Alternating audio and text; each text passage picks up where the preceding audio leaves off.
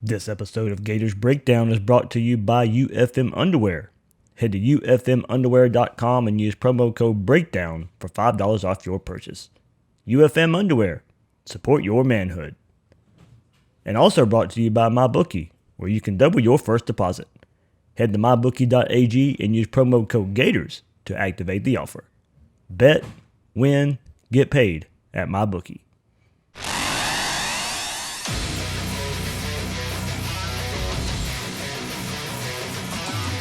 Gators Breakdown, the Gators fan podcast, because there's never a dull moment in Gator Nation. The Gators Breakdown podcast is ready to go. I'm your host, David Waters, and you can find me on Twitter at GatorDave_SCC. Heartbreak, but man, that was a fun back and forth game between Florida and LSU, a fun back and forth game of college football, but Florida comes up short and suffers their first loss of the season to LSU, 42-28. LSU and that offense eventually just too much for the Gators to overcome. Joining me on this episode will be Will Sammon from The Athletic, as he does every Sunday for our reaction episode. Will join me from Baton Rouge, and we'll get to him in a moment. But remember, you can find Gators Breakdown on news4jax.com/Gators Breakdown. You'll find all the Gators Breakdown episodes there as well. You can find the podcast on Apple Podcasts, Google Podcasts, Spotify, or YouTube. When using those services, please share, rate, and review the show. Let Gator Nation know what they're getting with Gators Breakdown. And on social media, follow Gators Breakdown on Twitter and Facebook at Gators Breakdown. And joining me as he does every week on this reaction episode, traveling back from Baton Rouge, is Will Sammon from The Athletic. Will, man, the Gators handled the atmosphere of Death Valley pretty well, put up a valiant effort against a really good LSU team. They really did, right? I thought they put up a tremendous effort, actually. I thought they hung in there. And I think if you could hang with this version of LSU in Death Valley, you could probably hang with anybody. And they proved that. So it was a great effort. And they were only doomed, really, in my opinion, by, a couple of failures in the red zone late.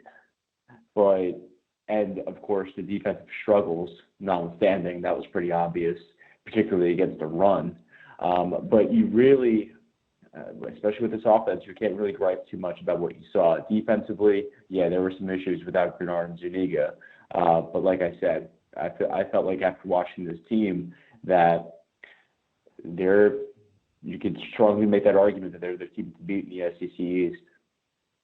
Yeah, and we'll start just like last week. We started with the defense because of their great effort and their great performance against Auburn. And I really think we have to probably start there again this week, and just like last week, and they were the headline of how the game turned out. So we're going to start with this defensive performance, and of course, for a much different reason. We saw the LSU pass game being a tough matchup, just because of what they bring to the table. But that was the difference in the game, and perhaps the most surprising aspect was the Gators just giving up huge yardage in the run game. We talked and we previewed this LSU passing attack led by Joe Burrow. But, I did throw out last week in the preview episode that LSU likes to stay balanced. And even though the run game wasn't really working, they were still calling run plays, keeping defenses honest, and really kind of, just staying balanced as far as number of plays called run or pass. Well, Saturday night, that run game worked for the Tigers, and 218 yards rushing, averaged 9.1 yards per rush on 24 attempts and 3 touchdowns. Clyde Edwards-Helaire just torched the Gators from the get-go and ended with 13 attempts for 134 yards and 2 touchdowns, went along at 57, averaging 10.3 yards a carry. Joe Burrow early on was able to escape the pocket, run for 43 yards. Yes, the LSU passing game had its success, but that was somewhat expected.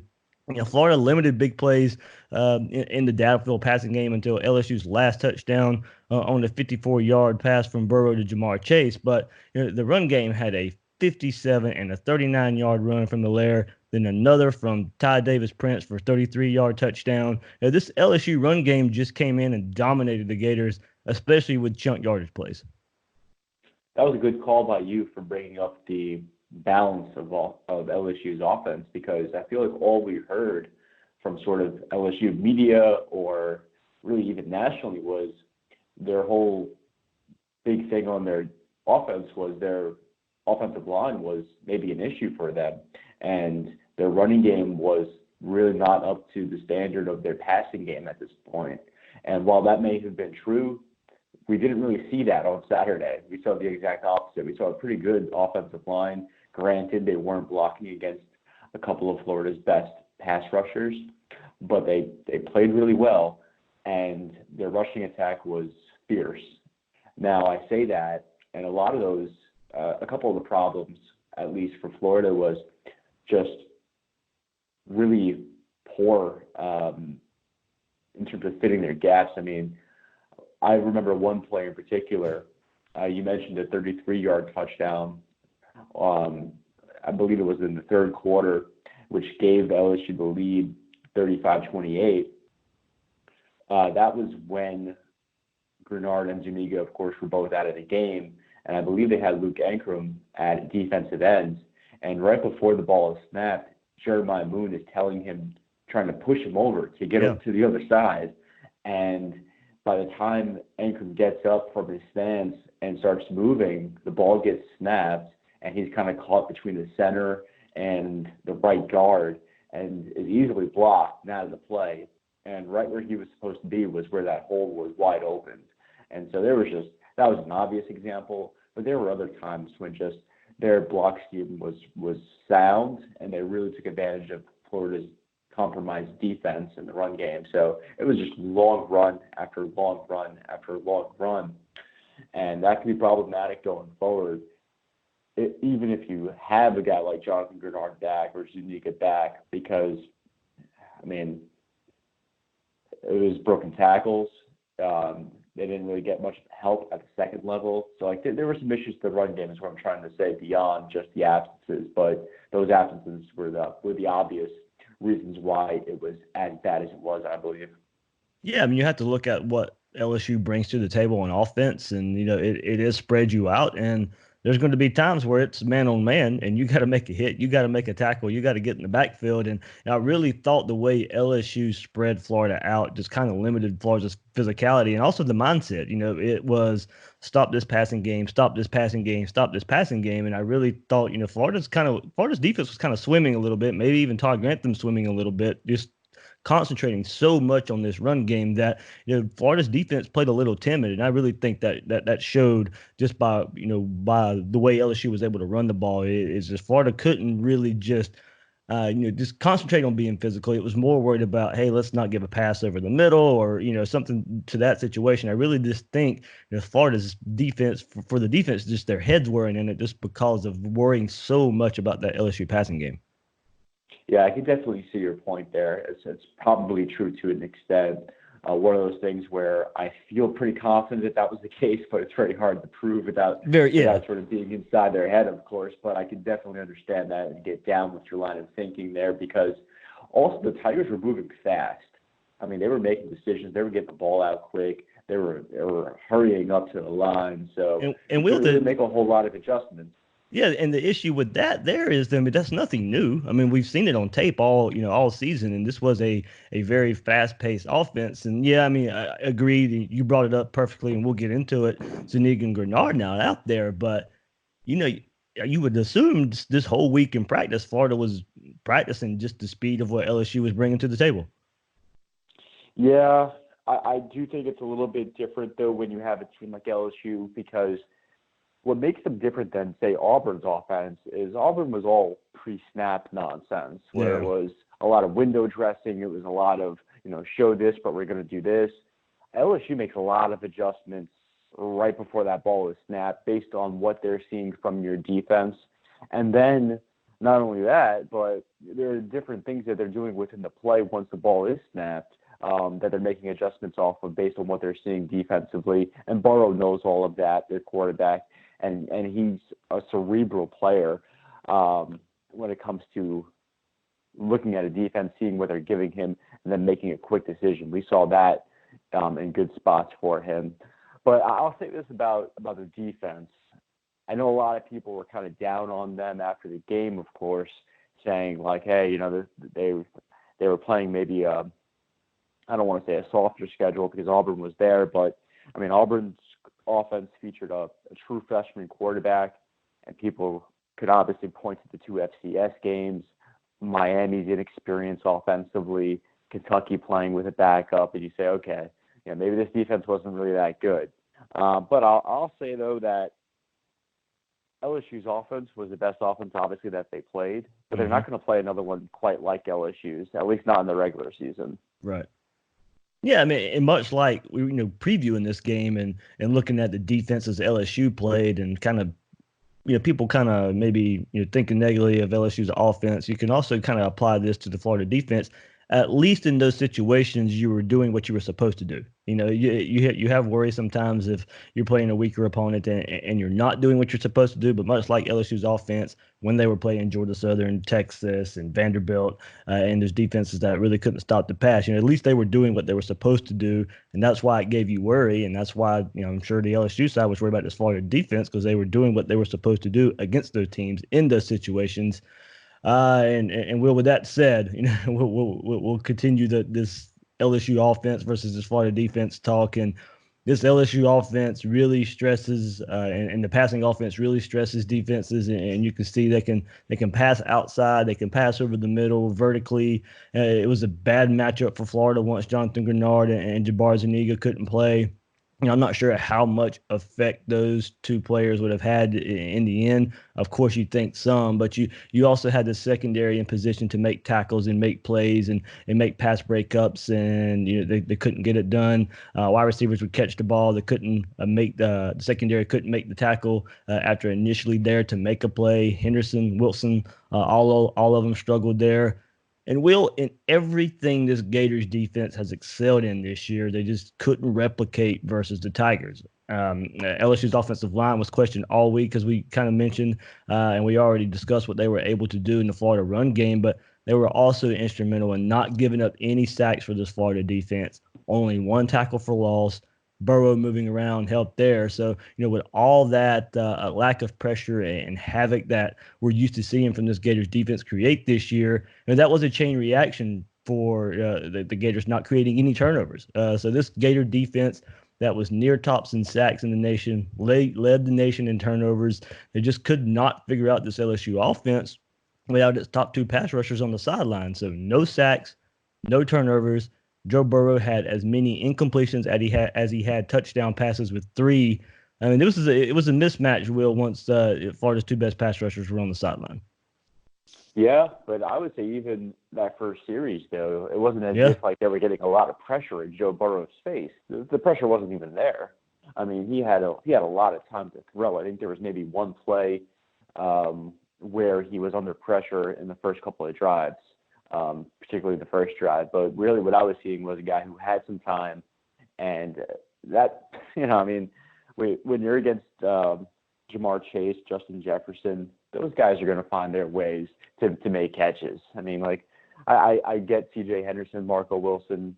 Those are a couple of tremendous defensive backs, but those are some really good wide receivers, and they're gonna get open. They're gonna get theirs, whether it comes early or they figure it out eventually. It's probably gonna happen.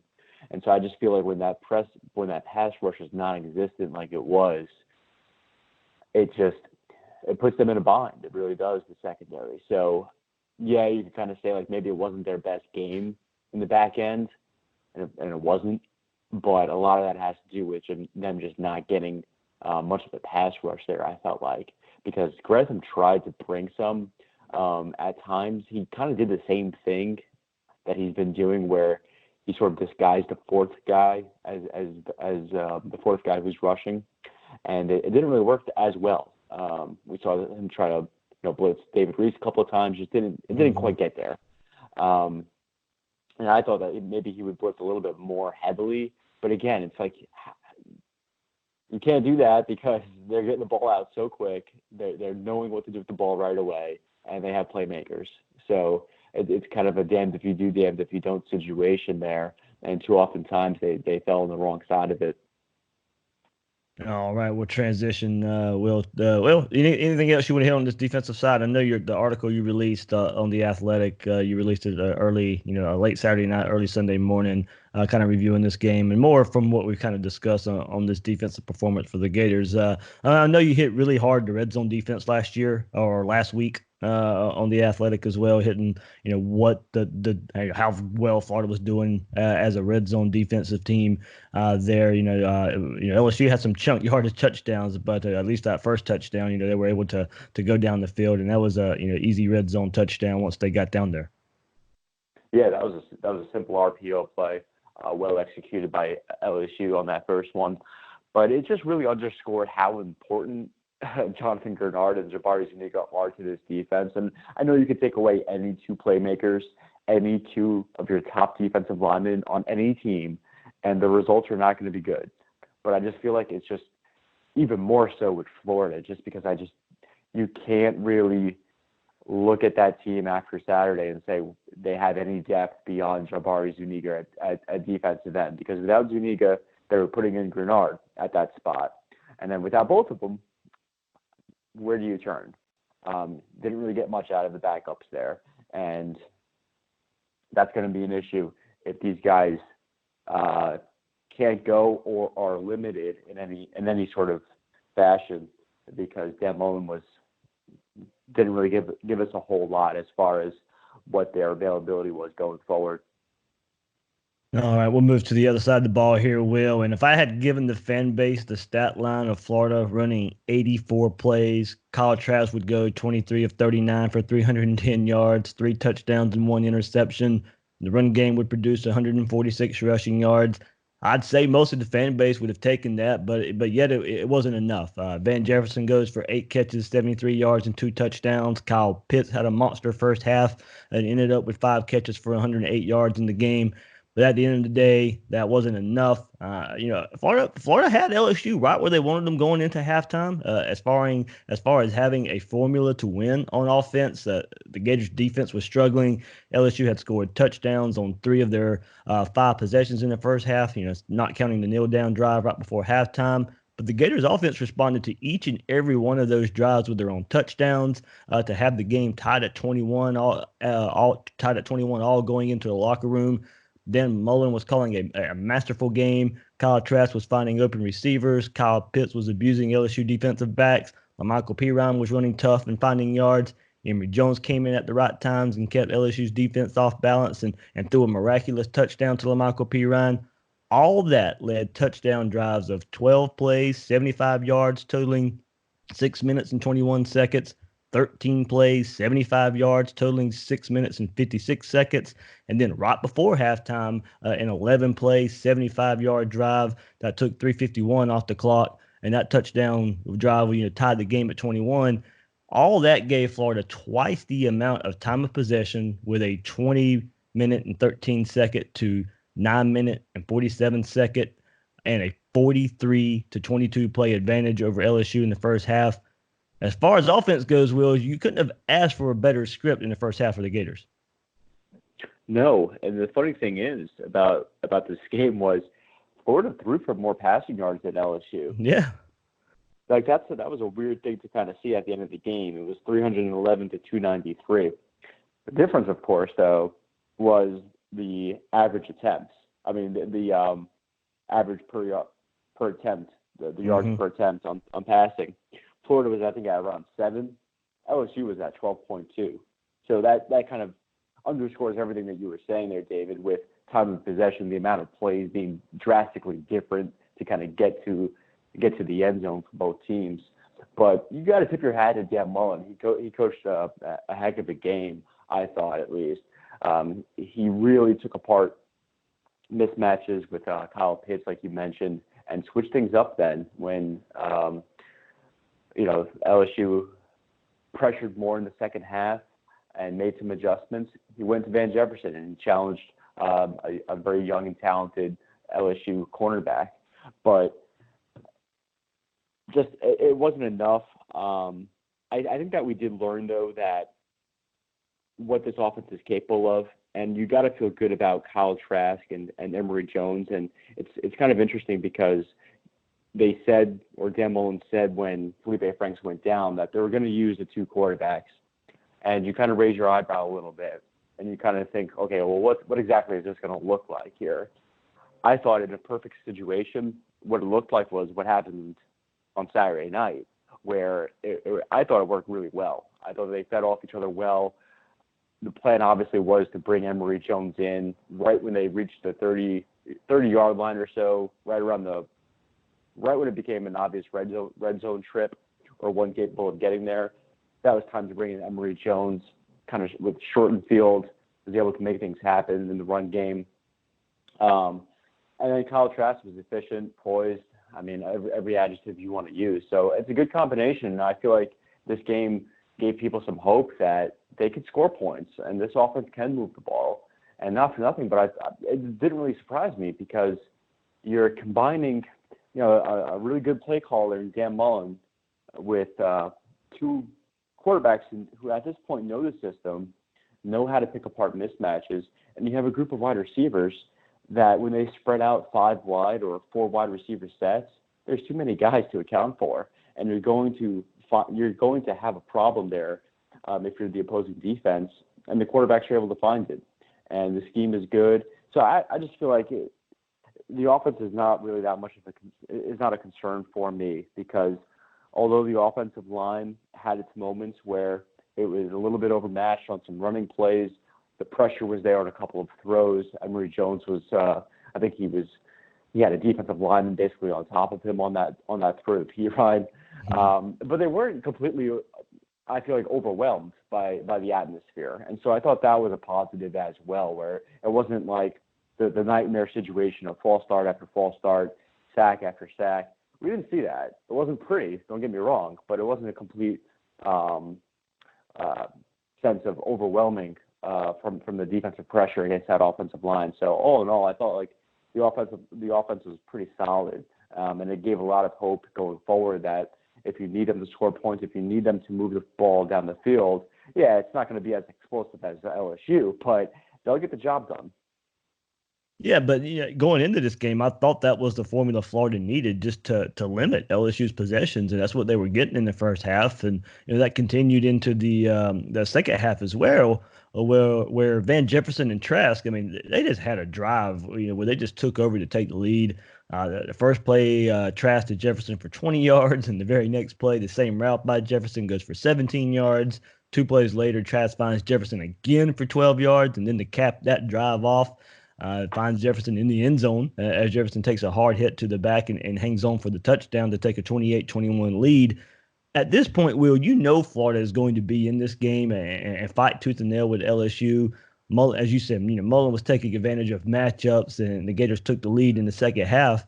LSU was going to have to respond. There was finally some pressure on LSU and their offense to respond, but they did, of course. But Will, to go back to Dan Mullen here and what he's able to do, there are 2 good things I look for in coaches in game situations, and good coaches do this, is when given the opportunity to score going into halftime and then score coming out of halftime in a game where you have to put up points.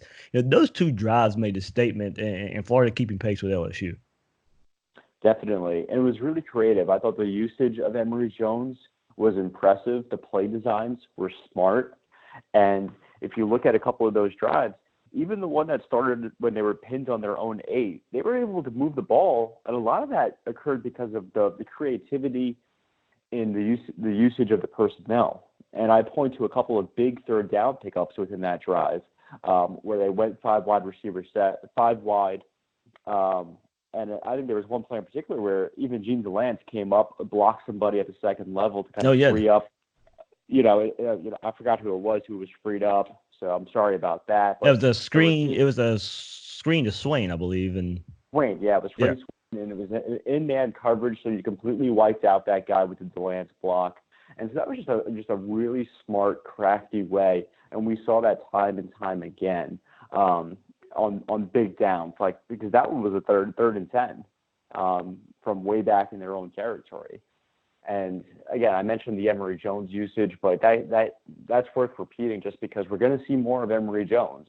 And I think we're going to see his role increase a little bit, is my hunch. But We saw a lot of good things from him. We know that he could run, but I felt like he made some really good decisions with RPOs. I felt like he made some good decisions throwing the ball as well. So I don't know. My level of confidence in Emory Jones is growing, especially after that performance. Yeah, we'll get into that here too a little bit here, Will, before we wrap up and what the Gators were able to do in Baton Rouge. And unfortunately, Will, the Gators stopped scoring there at 28 points. And, there was a sequence of offensive drives that really just seemed to get Florida out of rhythm here. LSU responded to tie the game at 28, and Florida's taking over at their own 25-yard line with 7:12 left in the third quarter. Trask finds P. Ryan on a 27-yard gain, but Stone Forsyth was called for holding, backing up the Gators here. And so 1st and 20 after that eventually turns into a 3rd and 19 where Trask is sacked. Florida punts from their own end zone. LSU scores on a 4-play, 52-yard drive right after that to regain the lead, 35-28. And then the next drive, you mentioned Emory Jones' usage here, but this was the drive the first time he was, taking over on the first play. Takes over for the first time, starting on the drive, and that drive goes nowhere. Now, LSU would punt the ensuing drive, so it didn't really end up hurting. But those two drives, starting with that holding call on Forsyth, just really got Florida out of a groove. And credit to LSU too here by bringing some pressure. That was a really nice adjustment by Dave Aranda there on those two drives. I was worried about Florida holding up if the game turned into a shootout, and it was these two drives where Florida just couldn't keep up. Yeah, definitely. I'm glad you mentioned that because that was really the difference I thought with LSU's defensive game planning is that they started to bring the pressure on those drives. And that was a big difference because I don't want to say Kyle Trask had all day to throw on some of those, but he wasn't facing that much of a rush in his face, at least, like we saw later on. And I'm with you. Those two drives, I mean, in hindsight, you do things differently. Yeah. But did you kind of expect them to continue to just, I mean, just looking at it realistically, I'm just saying to myself, like, there's going to be a time where they're going to force a 3-and-out. I mean, that's just going to happen. You just hard pressed to continue to put up methodical drive after methodical drive ending in touchdown like that. I wasn't all that surprised is what I'm trying to say. Once that happened, it was kind of an eventual thing where I thought Florida's defense needed to kind of do the same thing and get that stop, and it just never happened. And so, yeah, their offense didn't move the ball in those couple of drives, but I mean, you're not going to be perfect against this defense. I know they're not as maybe great as they were in the past, but it's still a very good LSU defense. Yeah, and going back to that, that Emory drive where he started that possession there, Florida still only down by a touchdown, 35-28 after those two drives, and then putting together a nice drive to go tie the game. Florida drives it down to the LSU 17 and has a 2nd and 2 where Emory comes in and only gains 1 yard after Trask leads the offense all the way down. And Will, in the first half, when it just seemed Mullen picked the right times to get Emory in, those decisions felt a little off in hindsight, of course, in the second half. But the execution left a lot to be desired as well from the offensive line in the situation. Emory was stuffed for a 1-yard gain on that second and 2, and then it comes back, and then after that comes the backbreaker interception on 3rd and 1, where it looked like Kyle Trask and Swain weren't on the same page. And Tyree Cleveland is, held on his route big time, a big miss from the officials here on that play. 3 plays later, Burrow finds Jamar Chase for a 54-yard touchdown and puts LSU up 2 touchdowns. That essentially puts the game away. If Florida had a chance after that, but would have called for a score had they after that, and then it needed an onside kick as well. So it was those 3 drives there where. The holding call backs you up. Emory Jones starts the next drive, and then you do drive, but throw the interception in the 3rd and 1. When you go back and look at this game, it's that sequence of 3 drives there that were the difference for the Gators. Yeah, no doubt. And I mean, you tell me how you felt about the 3rd and 1 call. In the moment, I thought, what are they doing? Pass the ball, just run the ball. But then a few seconds later, I'm saying to myself, okay, well, I'm sure LSU is sort of expecting the run though too. So I felt like. I mean, you call a play fake there. I mean, yeah, and it is tough. Yeah, I think I even what I'm trying to say. Yeah, I think I even tweeted at that time. Florida probably needed to get creative there to get a score. and make sure they Right. get a score in that situation. And not while that's not necessarily a creative call, it is something, as you said, maybe LSU's not expecting at the time. Yes, because look, the run wasn't working. I mean that was clear, and so I don't hate it, and I actually probably I'm in line with saying that that was probably the right thing to do there. The execution, though, like you said, was just off. I mean, Kyle Trask is making a bad decision there, and he's throwing off his um, either his back foot or at least his feet were not set while he was making that throw. It just looked really awkward right when he was releasing it. You kind of held your breath there, just because it never looked pretty from the release. And yeah, I just think that the overall lack of execution really was the culprit there, because there was that play. There was the offensive line finally showing some struggles that were costly this time late in the game. So again, just a lack of execution there from your quarterback in that one play, and then the offensive line on a couple of those that really cost or doomed the Gators offensively. All right, well, Gators get their first loss of the season when they travel to Baton Rouge. There, as we said, a really good effort there from the Gators. But there's no moral victories in football in the SEC. But in the end, when you look at the big picture, and we'll get into that, of course, as the week goes on, and Georgia losing and all that. But we kind of looked at this game as Florida playing with house money anyway, going into this game. And there's some things to be confident in coming out of this LSU game, and maybe some worry too with the injuries and the health on the defensive side of the ball. But all in all, I think Gator fans still have to feel pretty good about where this team is. Yeah, I mean, all your goals are right in front of you still. You can still win the SEC East. You can still win the SEC. You could still go even loftier aspirations than that. I mean, nobody is going to fault you for losing at LSU to one of the best teams in the country, hands down, and not looking terrible at all in that effort either. It was a pretty good effort from Florida, and you showed a lot of good things.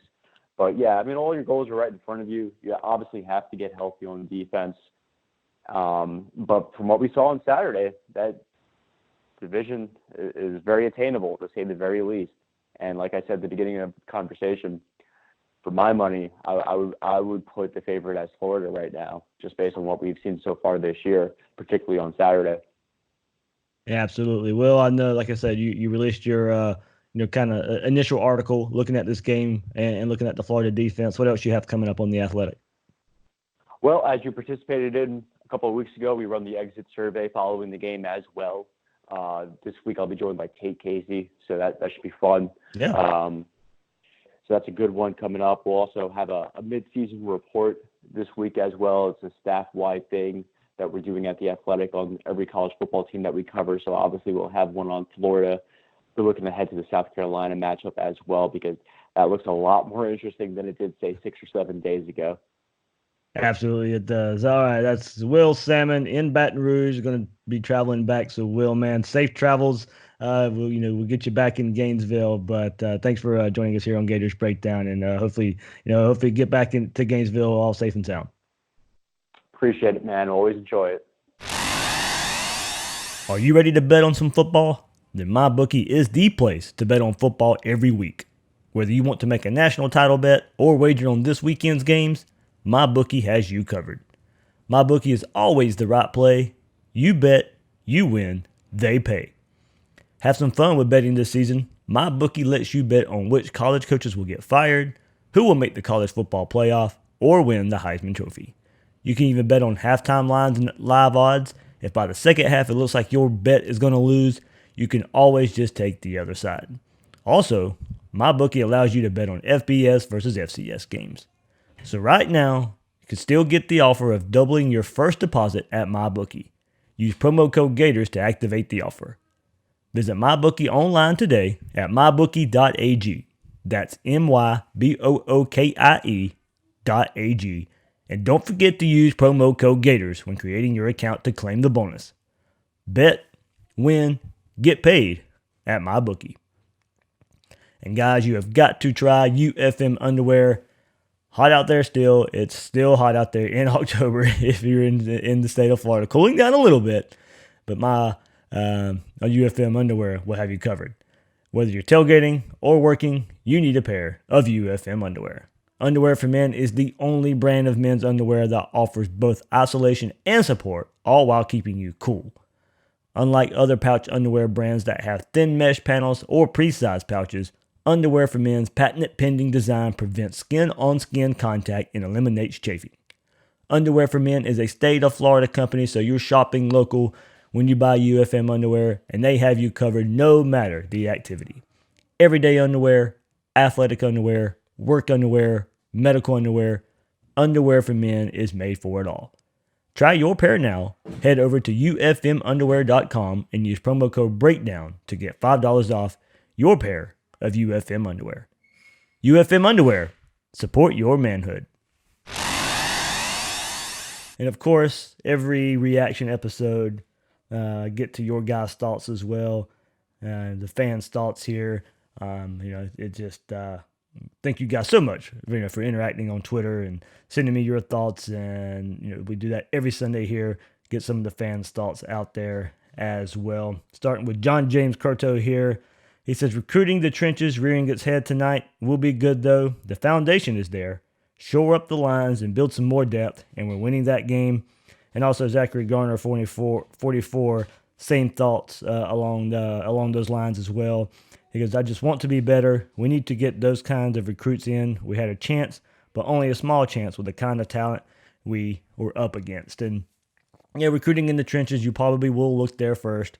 You probably need to look there first for every SEC team, recruiting in the trenches. And on defense right now, Florida is relying on transfers to get a lot of production there. Grenard, of course, and Schuler anchor that defensive line, and Grenard's not out there, so you're taking a big hit there. Zuniga has been developed as a recruit, but injured as well.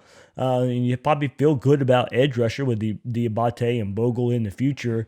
But true defensive linemen are inconsistent with Carter, Anklin, Dunlap, Slayton. Just haven't been able to count a lot on those guys to be big-time playmakers. And, of course, at defensive tackle, you're not looking for big-time playmakers. But when you're playing a team like LSU and they surprise you in the run game, you hope you could kind of make some adjustments, or those plays never happen in the first place, but if they do, make some type of adjustments there, and those guys start playing better and stopping the run. But LSU was able to run on Florida pretty much all night long. And on the offensive line, just wasn't left enough from the last staff, and having to play guys with not a lot of experience there after what you lost last year. So now Florida, they don't have elite players on the roster at those positions on the offensive line, but there's some good young talent to develop, and recruiting got an uptick there, especially last week with Isaiah Walker's commitment there. So, I don't like getting into recruiting talk so much during the season,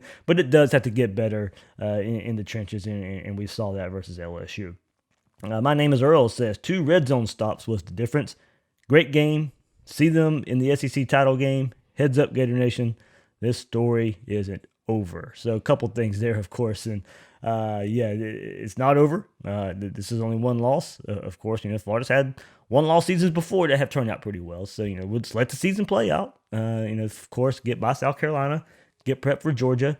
And that goes into, Morgan sending her text to Morgan. I hope I'm pronouncing your last name right. Rectine there. So if I'm not, I apologize there. But you also say overall pretty pleased with the game, except our defense, that was ugly. But yes, we got to get healthy. Everything is still in front of us. So absolutely, everything's still in front of this Gator team. Plenty of time to rally the troops there. Go beat South Carolina, like I said. Get healthy. Prepare for Georgia. This team can still hold its head high. And look, there's no moral victories, as I discussed with Will earlier, but man, this team fought tooth and nail with LSU. The game was closer than the score indicated. You fought all the way to the end. There are things you can point to feel good if you're a fan for these Gators, and if you're a player and a coach that you can point to and feel really good about. Yes, things need to get better in certain areas, but plenty to point to feel good about where this Gator team is heading into basically the back half of the schedule. But basically, to get back to my name is Earl and his thoughts on the red zone. Florida was 4-6 in the red zone. Difference: LSU was 3 of 3 in this Florida defense, and I'll go back to Will Sammon's article when he highlighted the red zone defense for the Gators. This was coming into the game with an opponent red zone scoring percentage of 35.7% for this Gators defense. Temple was the second best at allowing 52.6%. So the Gators defense had been stingy in the red zone. And opponents have only scored 5 times in 14 attempts going into this game against LSU. It was 3 touchdowns, 2 field goals, but LSU goes 3 for 3 with 2 passing touchdowns and 1 rushing touchdown in the red zone. So LSU got down there, they made the most of it and scored. They only got down there 3 times because they also hit some big plays that never allowed them to even get into the red zone. They scored some big touchdown plays as well. But man, I'll give it to Florida there for it was the difference. Like I said, scored 4 out of 6. 4 of those were passing touchdowns, and I worried about not worried. I wondered about Kyle Trask in the red zone. Where everything shrinks, you have to throw the ball with some zip. You have to make good decisions, and for the most part, he did, except for the 3rd and 1. I still didn't. He just didn't look like he knew what Freddie Swain was going to do there. I had to really go back and watch that play more. Maybe ask or see what Dan Mullen has to say about it as well. But I mean, all in all, more so, I thought on the defense again of giving up the 3 touchdowns there in the red zone. I mean, LSU's good in the red zone. Don't get me wrong. They proved coming into this game they were really good in the red zone and scoring in the red zone too. And Florida fought valiantly there as well on the offensive side of the ball and scoring when they were in the red zone as well. But just 2 of them came up short, of course, the turnover 3rd and 1, and at the end of the game, the option play that just went nowhere for the Gators to try and maybe make some magic happen late. But man, that was even though the Gators lost, I mean, that was a good game of college football. It was a fun game of college football. I think Gators surprised some people. Gators probably will get some respect in a loss. We don't know. We kind of know the narrative coming in to this game out there where nobody was kind of giving Florida respect. People will look at the final score 42-28 and the point spread of 13.5 and saying LSU covered, and they'll probably look at the score and blanket it that saying LSU did what they were supposed to do, and they did in a way. But if people watch this game, and they should have, it was a primetime highlight game for ESPN, but people really sat and watched this game. I don't think you can come out of this game and disrespect Florida much anymore, and kind of cementing themselves after Georgia's loss as a true contender in the SEC East.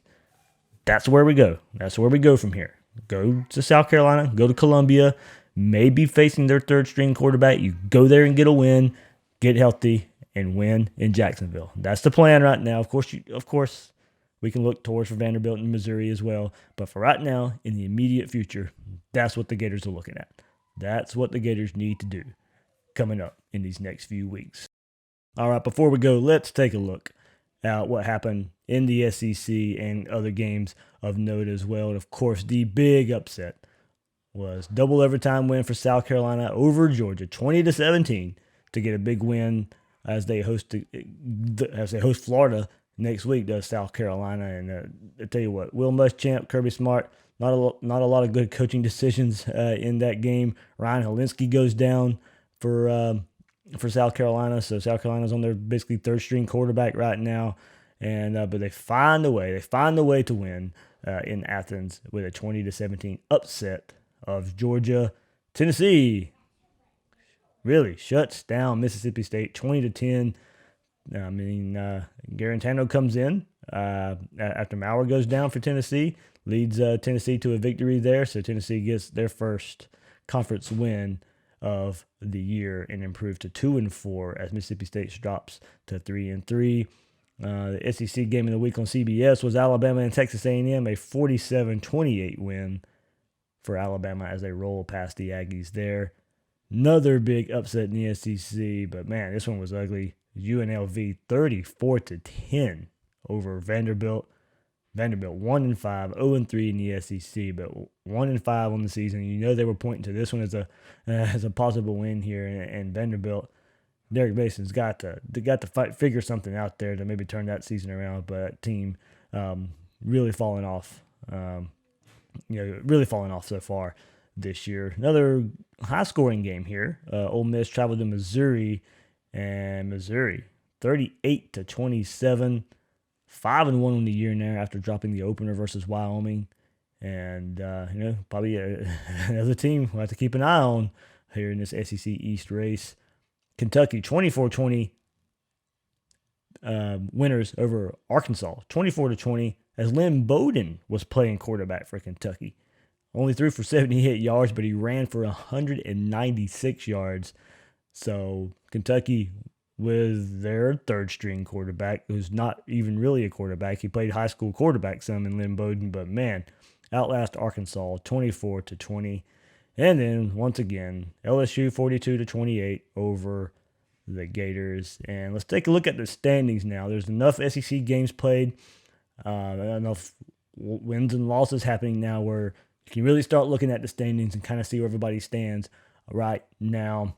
In the SEC East, Missouri leads the conference right now with a 2-0 conference record, 5-1 overall.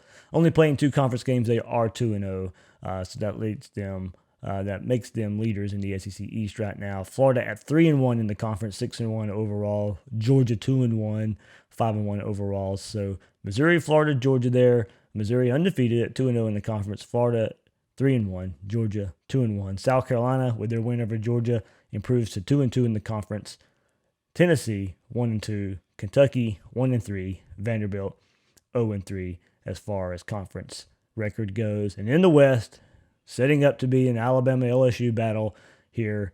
Alabama in the West 3-0 in the conference. LSU 2-0 in the conference. Both teams, of course, 6-0 overall. And then it's Auburn at 2-1, Ole Miss at 2-2, Mississippi State at 1-2, Texas A&M 1-2, and Arkansas at 0-3.